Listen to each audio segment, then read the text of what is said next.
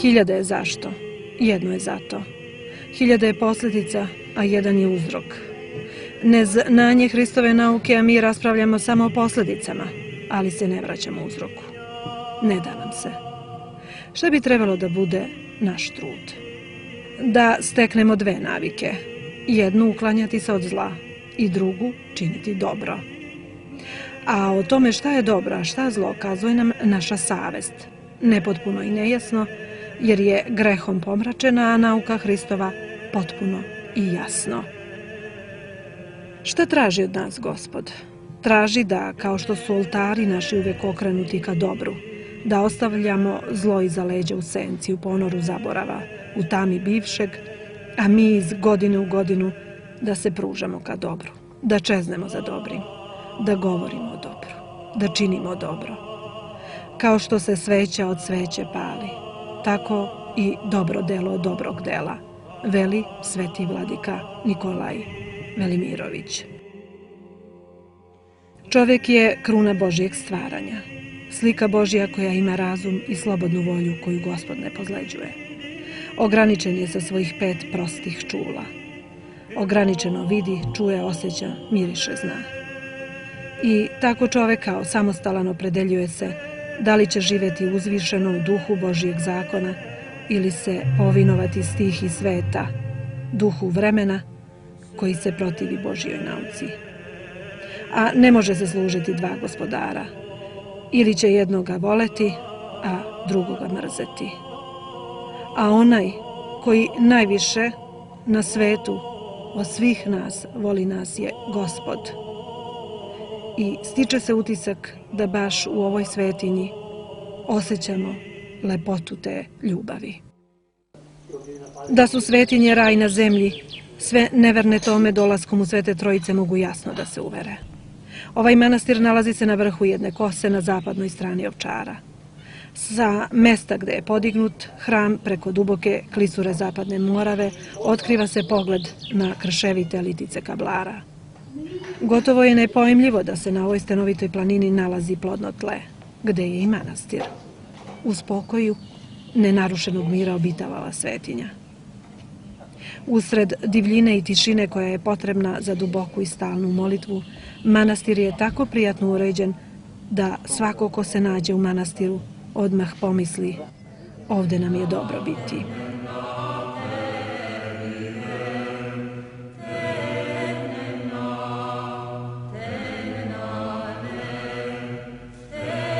Pretpostavljamo da su ovakav utisak stekla i deca i Šida koja su osim toga što su posjetila manastir uputila pitanje monahu Vasiliju i dobila odgovore, odnosno tumačenja, bez pitanja. Oslušnimo i mi šta to monah Vasilije svedoči deci, Hristovim ljubimcima. Treba da se stidimo neznanja, jer je neznanje osnov svakog ostalog zla. Znači mora da znamo, a vi kao deca, sada je vreme da se naučite pravilno, da bi znali o veri, o srpstvu i kad odrastete da se pravilno ponašate i pravilno da postupate na vašim radnim mestima, bez obzira šta radili. Znači da bi bili dobri Srbi pravoslavci, odnosno pravoslavci i dobri Srbi.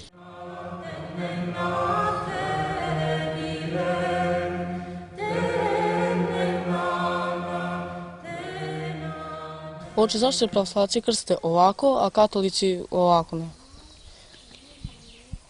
Pa to je teološko pitanje. Mi smo bili jedna hrišćanska vera koja je nastala na istoku. Međutim, u vreme Rimske imperije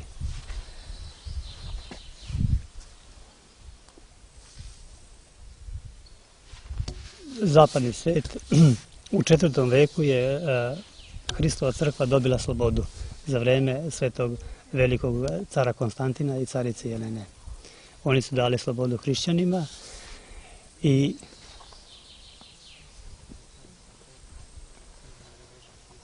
onda je crkva bila zajednička, znači zapadna i istočna zajedno su verovali, imali su iste dogmate. Onda vremenom, ja tačno ne znam zašto, ali neki istoričari kažu, recimo, čitao sam kod Svetog Nektarija Eginskog. On je pisao o raskolu između zapadne i istočne crkve i on kaže da je zapadna latinska crkva htjela da zameni Rimsku imperiju i da je spremala nekih 200-300 godina da bi se odvojila od istočne crkve. I onda su odvojili se zvanično 1054. godine i onda su oni počeli da tumače drugačije, nisu prihvatili sabore svetih otaca i tako dalje. I onda je nastala razlika, pa su htjeli u svemu da se razlikuju i tako su se razlikovali i u krštenju. Onda su drugačije počeli da se krste, drugačije da se mole i onda su isto na istoku sveti oci isto nisu htjeli da imaju ništa zajedničko sa ostalim jereticima i sa njima. Tako da se isto i istočni oci zabranili da se i mi molimo, šta ja znam kako se mole katolici i tako. Uopšte kroz istoriju hrišćanske crkve bilo je puno nepravilnosti, bilo je puno samovolje, puno tumačenja oni koji nisu bili na duhovnom nivou, pa su zato i sabirali sabori da bi sveti oci odlučili šta je ispravno, a šta nije. I onda na saborima svetih otaca oni su izobličavali jeresi i pogrešno učenje o hrišćanstvu i pogrešne načine o molitvi i uopšte o životu Hristove crkve. I onda su njih su izobličavali i isključivali iz crkve. Oni koji nisu htjeli da se pokaju, da prihvate sabore, oni su dalje ostali u toj jeresi. Tako da je katolička crkva se odvojila u drugoj polovini 11. veka i onda su oni opet uvodili neke njihove kanone, ne priznavajući istočne zajedničke kanone i tako dalje. Tako da su oni drugačije krste se sa šakom, ne sa 3 prsta, drugačije tumače. Nisu bili na duhovnom nivou svetih otaca, zato to i nisu mogli da razumeju. Šta predstavlja krštenje i koliko je važno? Pa krštenje je uslov spasenja. Krštenjem postajemo članovi crkve. Znači, krštenje je uslov spasenja, ali nije gotovo spasenje. Postajemo članovi crkve, kao članovi crkve treba da ispunjavamo crkvene zapovesti. U našem crkvenom kalendaru pozadi kalendara stoje crkvene zapovesti kojih bi trebao svaki pravoslavac da ih čita i da ih se drži, da ih ispoštuje. Znači, treba da crkvene zapovesti, znači trebali bi da idemo u crkvu svake nedelje i praznika. Na crkveni praznik i nedeljom nemamo blagoslov da radimo. Ostalim radnim danima nemamo blagoslov ne radi jer je rad blagosloven, znači treba da radimo, a kad je praznik da ne radimo, tad treba da odlazimo u crkvu. Jer u Svetom pismu stoji da 7. dan posvetimo Bogu. Znači isto i ta crvena slova, ti praznici, isto posvećujemo svetiteljima, Božijim ugodnicima i onda ne radimo, praznujemo. Odlazimo u crkvu, vodimo razgovore o Bogu, mislimo o Bogu i tako dalje. Zatim treba da držimo postove koje je crkva uredila, treba da držimo svaku sredu i petak, izuzev 5 trapavih sedmica kada je crkva razrešila, kada nije obavezan post, i 4 posta. Evo sad se nalazimo u apostolskom postu. Sutra su sveti apostoli Petar i Pavle, vrhovni apostoli. Ovaj post, on je različito traje, zavisi od duhova, zavisi od Vaskrsa, pošto je Vaskrs pokretan praznik, on pada svake nedelje, ali ne pada uvek u isti datum. Tako da u 40 dana on pomera se i tako da od njega zavisi kada će biti duhovi, pošto 50 dana su duhovi od Vaskrsa, a nedelju dana po duhovima počinje apostolski post. A normalno svaki put je apostolski post, svaki put su sveti apostoli Petar i Pavle 12. jula. odnosno 29. juna po našem julijanskom kalendaru. Mi kao hrišćani, govorimo sada o pravoslavlju, znači uslov spasenja je krštenje, tako stoji u Svetom evanđelju isto. Kaže Gospod, i svi koji se budu poveru, krste su ime Oca i Sina i Svetoga Duha, bit će spaseni.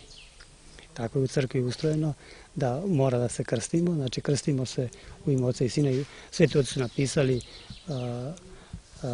čin krštenja i mi se krštamo i onda postajemo članovi crkve. Kao članovi crkve treba znači da živimo pod crkvenim zapovestima, nikako formalno.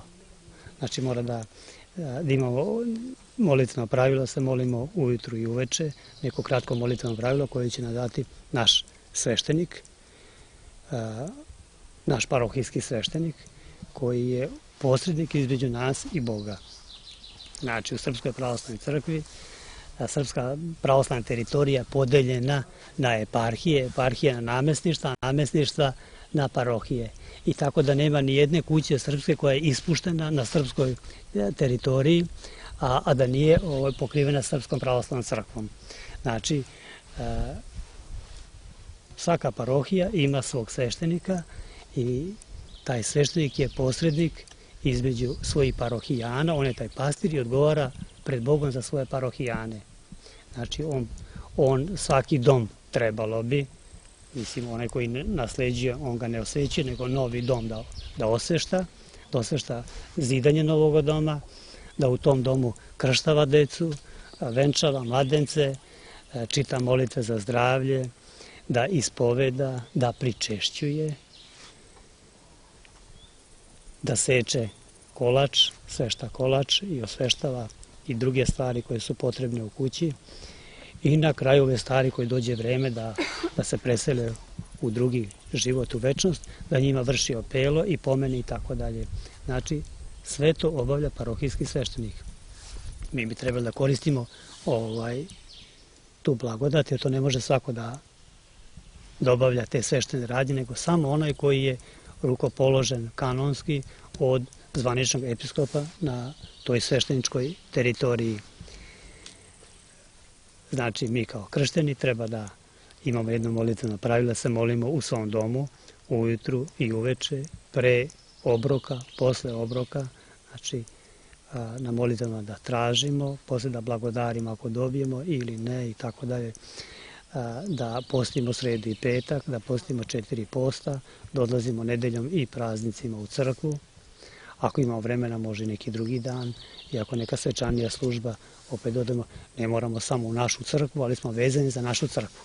Znači, u našem mestu, u našoj parohiji, mi smo obavezni da budemo, da štitimo tu našu crkvu, da je potpomažemo, da sarađujemo sa našim sveštenikom, a kad imamo vremena i sredstava, možemo da odemo i u drugi manastir, tamo gde nam se dopadaju, recimo gde ima, šta ja znam,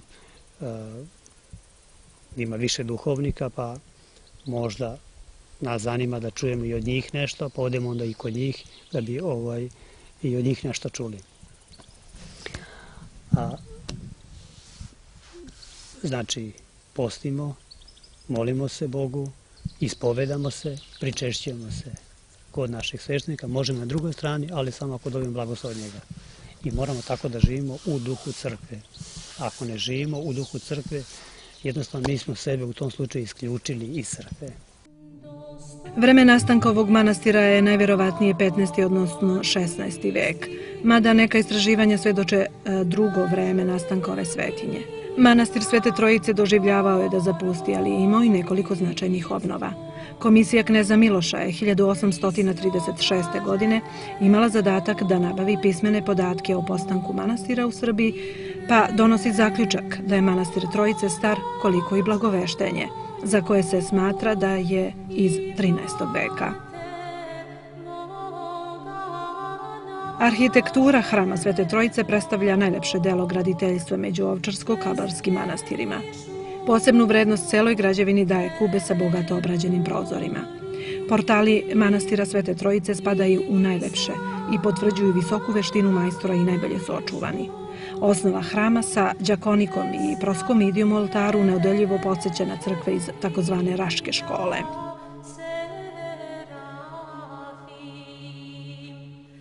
Ikonostas Nikole Markovića iz 1868. godine posebna je vrednost. Nikola se na prestonim ikonama potpisao na italijanskom i francuskom jeziku. Kako je izgledala prvobitna oltarska pregrada u crkvi manastira Svete Trojice s kraja 16. veka kada je hram podignut, danas nije poznato. Ikonostas je stajao u Trojicama sve do 1900. godine, kada je premešten u Blagoveštenje jer je crkva bila napuštena. Ikonostas je restauriran od 1980. godine do 1994. i ponovo postavljen u crkvu i osvećen 1995. godine.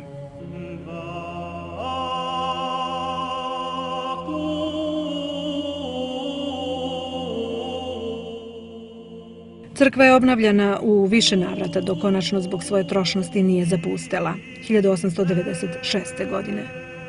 Posle 40 godina vladika Žički Nikolaj uz pomoć sretenjskog igumana Atanasija ponovo obnavlja manastir. Nemci su ovu svetinju bombardovali 1941. godine u dva maha. Tokom rata monasi su mučeni i zlostavljani. Za vreme rata ovde se nalazio budući patrijarh Pavle, a pred kraj rata i posle oslobođenja otac Justin Popović, jedan od najvećih teologa Srpske pravoslavne crkve.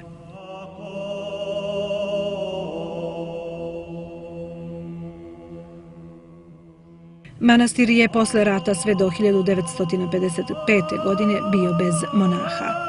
Crkva je 1965. stradala od zemljotresa, a konzervacija i restauracija manastirske crkve počela je 1976. godine.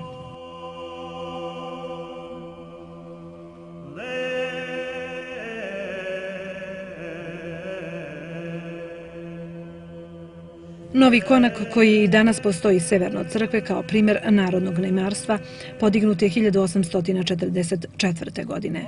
Ima 10 soba. Sredinom 1978. godine za starešinu manastira postavljen je iguman Varnava Miodragović. U ovom periodu od 20 posljednjih godina manastir je doživeo najznačajniju obnovu.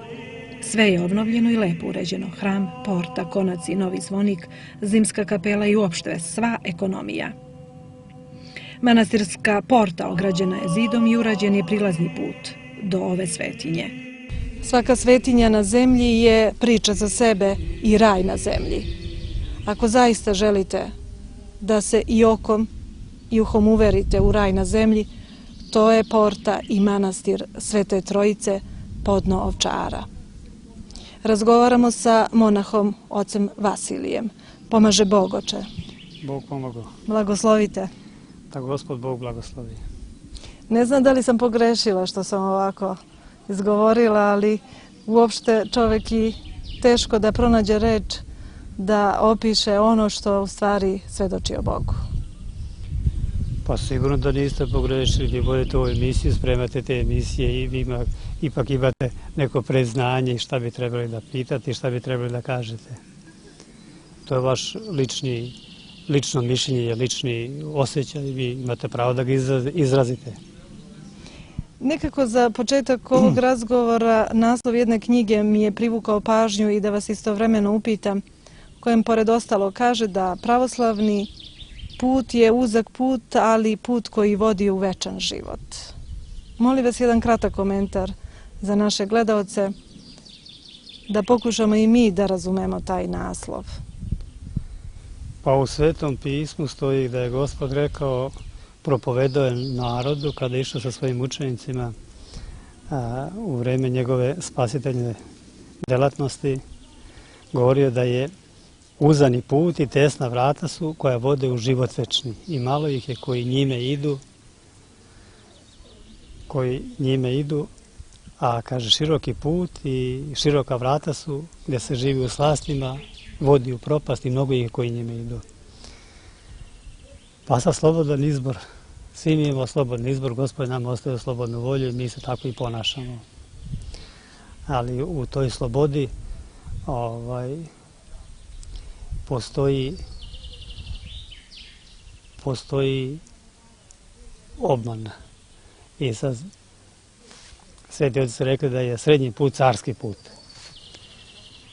Ovdje govorimo uzani put, srednji put, a sveti oci kažu srednji put, carski put, odnosno kaže se da ne bi puno skrenuli suviše na taj uzani put, jer ne bi našli neku meru.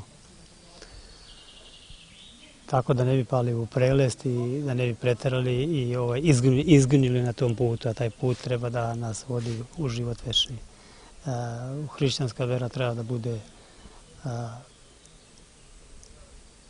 smisao našeg života, našeg življenja. Znači da sve usmeravamo da živimo evanđeljski, koliko je to moguće. Da, kao kaže sveti apostol Pavle, da imamo mir sa svima koliko da nastoji. Da upotrebljamo ovaj svet onoliko koliko je potrebno, nikako da ne idemo iz krajnosti u krajnost. Da ispunjavamo Božje zapovesti, posle toga da se nadgrađujemo na Hristovim blaženstvima, da bi živjeli bogugodno i zaradili večnost. A mada se svi spasamo milošću. Međutim, mi treba da se trudimo koliko do nas stoji. Koliko do nas stoji, to uvijek treba da imamo u vidu da se trudimo uz Božju pomoć. Treba tražimo savjet od onih koji su duhovno jači od nas, da tražimo savjet, blagoslov, da se rukovodimo sa njima, njihovim savjetima i da polako duhovno uzrastamo uz Božju pomoć. Dolazi narod kod vas svakodnevno. Šta je to što najčešće od vas u traganju za pravim putem prema Bogu pitaju i šta ih to posebno i najviše zanima, a da možda su čak i u zabludi? Pa znate, mi smo manastir gde ne dolaze baš tako često i stalno. Mi smo odvojeni od glavnog magistralnog puta i kod nas ne dolaze često. Kod nas obično dolaze namernici, oni koji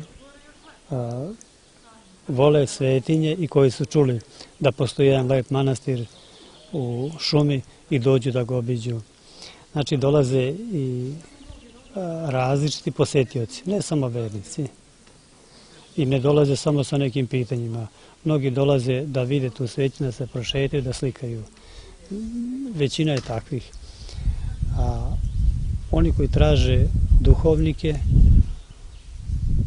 odlaze na neka druga mesta. Poneki dođu i ovde isto nas nešto da pitaju. Mislim, ne mene, pošto ja nisam nikakav duhovnik. Znate kako u ovom kraju, obično vernici imaju svoje manastire. I jedna grupa vernika idu u jedan manastir, recimo Preobraženje, jedan izvestan broj ide u Preobraženje. Meni se čini, kako sam čuo, da najviše tamo odlaze u Preobraženje. Pa onda opet ima svoji simpatizeri i svoji poklonici koji odlaze u Blagoveštenje, Jovanje, Nikolje, Vavedenje. Onda opet dolaze kod nas, dolaze u Sretenje. I ja sam mogu da kažem u posetiocima koji ovako dolaze, inače dolaze sa nekim konkretnim pitanjem da bi mene pitali ili da bi nešto doznali, malo je takvih. Obično dolaze turisti i onda usput po nešto pitaju. Ja samo posmatram ih i vidim koliko znaju, odnosno koliko ne znaju, koliko bi trebali da znaju. Pa im ukratko kažem, imamo jednu malu knjižicu, Prvi koraci, obično im to reprezentujem. Jedna mala knjižica, Prvi koraci, gde je objašnjeno ono osnovno od crkvi, nastanak crkve, ustrojstvo hrama, odlazak u hram, ponašanje u hramu, odevanje, to tako skrećemo pažnju da ispoštuju kućni red manastira i onda o svetim tajnama, o svetoj tajni krštenja, o krstnoj slavi, o ispovesti, o pričešću, o veri, o molitvi, o svešteničkom blagoslovu. Onda na kraju knjižice opet stavljeno je kratko molitveno pravilo Svetog Serafima Sarovskog Šta sadrži kratko molitveno pravilo Svetog Serafima Sarovskog? Pa to je kod vernika većinom poznato. 3 oče naša, 3 Bogorodice Djevo, jedan simbol vere koji bi trebalo svaki pravoslavac da izgovara normalno sa pažnjom ujutro, u podne i uveče. A od jutra do podne da šapće Isusovu molitvu, normalno koliko mu prilike dozvoljavaju. Sveti Serafim je mislio da je čovjek stalno prisutan u bogomisliju, da stalno misli na Boga, znači da je stalno vezan za Boga i tako će mu pravilo doneti spasenje. Zato i onda svi su prihvatili to kratko pravilo u ovom brzom življenju kao može tako. Sad da li ga mi potpuno ispunjavamo ili ne, ja ne znam, ali eto treba se bar držati njega, znači ujutru, u podne izgovarate molite, što ne znači da ne trebaju u drugim prilikama i kad vozimo i kad sednemo i izgovarati Gospodi pomiluj kad smo u društvu, kad slušamo, kad ne možemo da sastavimo celu molitvu, opet da li ko može ili ne može, to je stvar njegovog duhovnog nastrojenja i predstavu Bogorodici Sveti Serafim napominje popodne da se molimo da Bogorodici Djevu pevušimo ili češće da izgovaramo tu molitvicu, tako da sa pažnjom izgovaranja tih molitava mi prizivamo Božju blagodat na nas. Pre nego što se uđe u manastir ili crkvu, trebalo bi po pravoslavnom pravilu pokriti, žene bi trebalo da pokriju glavu maramom.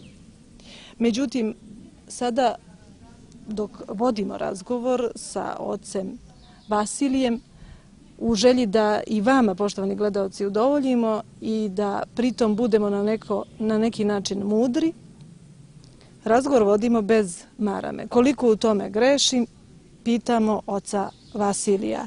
I naravno, otac Vasilije će nam i ukratko reći da li bi trebalo da žene pre ulaska u hram pokriju glavu maramom i kada nije i kada jeste služba. U Svetom pismu stoji da žene trebaju da imaju pokrivalo, pogotovo kad se mole. Žene bi trebale stalno da imaju pokrivalo. Međutim, došla je moda od nehrišćana da žene ne nose marame, da se drugačije odevaju i tako dalje. I to je došlo na naše prostore i kod nas je to prihvaćeno. To je dobro kritikovao u svojoj besedi Ava Justin 66. godine na Savindan. Jednostavno, vernice bi trebale da nose marame ili šešire, bez obzira da uđu, pogotovo kad dolaze na svetu tajnu pričešća, da imaju pokrivalo na glavi. I to ne znači samo kad uđu u crkvu, i u manastir, recimo kod nas u Portu, kad se uđe u crkvu i odmah kad se izađe iz crkve da se skine marama. Ne bi trebalo, znači trebalo da ima sve vreme tu maramu. Sad zašto je stavljamo, budemo pola sata dostojni, a posle nedostojni. Znači, to treba da bude sastavni deo naše odeće. To bi trebalo da bude. Tako Sveto pismo kaže, dva se gospodara ne mogu služiti. Ne mogu da budem sada hrišćanka, a posle toga sam u duhu vremena, u duhu belosvetske mode i tako dalje. Ali to je slobodan izbor. Ja jednostavno, naš starešina traži da žene posetioci imaju suknje, da budu pristojno obučene ovde kod nas. Ja isto to kažem posetiocima. Dakle, jednostavno tako je kod nas pravilo, ja ne mogu nikako ni da razrešim, niti drugačije da tražim. Tako je starešina naložio i ja kažem, ipak pridržavajte se kad ste ovde kod nas. Ono što je potrebno kod nas, mi smo muški manastir, dođite pristojno kod nas obučeni i stavite pokrivalo isto na glavu. A kad idete napolje, vi se ponašate kako vi hoćete, jer jednostavno mi ne možemo da utičemo na vas, ali opet nije dobro. Mi pravoslavci ne možemo se ponašamo kao ostali u belom svetu, koji nisu hrišćani. I mi ne treba da pratimo njihovu modu i sve ovo što je došlo kod nas, to nije u duhu pravoslavlja, jer se dva gospodara ne mogu služiti. Sveti vladika Nikolaj kaže u jednoj pesmi, njegovoj duhovnoj, a napisao je preko 1000 pesama, kaže: haljine im govore da se Bogu ne mole. Tomu dođe neko dvoličenje, farisejstvo, hvalisanje, kao sad sam ovo, a tamo sam odmah ono, a to ne može da bude. Jednostavno, dva se gospodara ne mogu služiti. U toku je fresko ulepšavanje zimske kapele, gde se takođe služi Bogu. Rukodelac je Grk koji više od 20 godina živi u Srbiji. Nismo ga zatekli na radnom mestu jer je otišao da vidi svoju porodicu koja živi u Kragujevcu. Ikone Trojice i Uspenije Presvete Bogorodice oslikane su za divljenje, ali i Gospod kao mali. Treba samo doći i vidjeti ovaj prelepo uređeni manastir.